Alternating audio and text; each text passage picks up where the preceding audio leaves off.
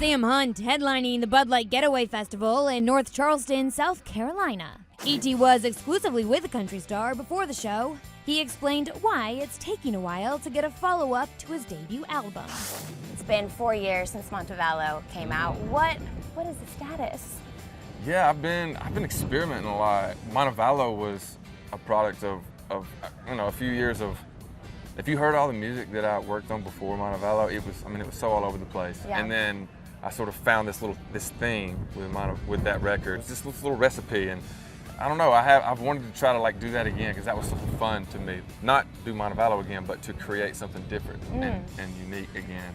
And that's hard to do, and that's what I've been trying to figure out how to do. So, do you feel pressure because that was so successful, and now we have Downtown's Dead? Downtown's dead. Downtown's dead. Yeah, I definitely feel that pressure. When I had those songs ready for Montevallo, I had such a certainty about putting those songs on the record and putting those out to the world, and that's what I wanted to say at that time.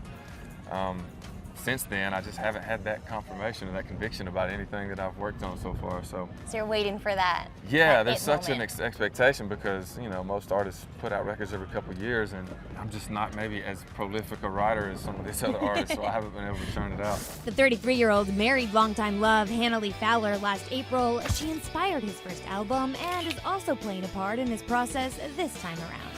How does she inspire music? Is it different now?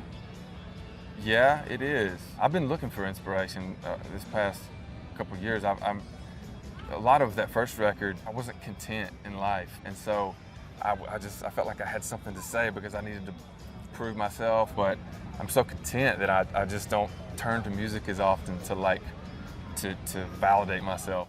I'm gonna make you miss me. Yeah. It makes it harder because you're so happy. Yeah, exactly. It's like there's plenty to write about. My inspiration has changed because my life's changed a lot. She inspires me, certainly, but the dynamic of our relationship now compared to then is a lot different. Yeah. And I've never written a lot of love songs, so now I feel like my life's full of love and I don't really know what to do with it. I don't know how to get that into a song. I know how to get the angst into a song, but not. I feel like you have some good love songs in you. I'm waiting for those. I hope so. I'm waiting on them. But there's something else that may hold up the music too. How do you feel like you've evolved over the past 4 years as a man, as an artist, as a person? I've evolved in a lot of ways. I have a lot of perspective that I did not have several years ago, and going through this experience as a small town kid who goes off to college, picks up guitar and goes and decides he wants to become this or do this thing that I have sort of idealized, and realizing that it's not everything that I thought that it was. And now I'm really appreciating all the little things that I took for granted. What I love is I read that you were educating yourself and reading all the time. Yeah. I feel like that's something too. Yeah, well, I went to college and I didn't tune into my studies like I should have, and I started to get a little older and I started appreciating the value of knowledge and realizing how much I should know that I don't. Would you go back to school? Yeah, actually I plan on. Wait, really? I plan on at some point, yeah.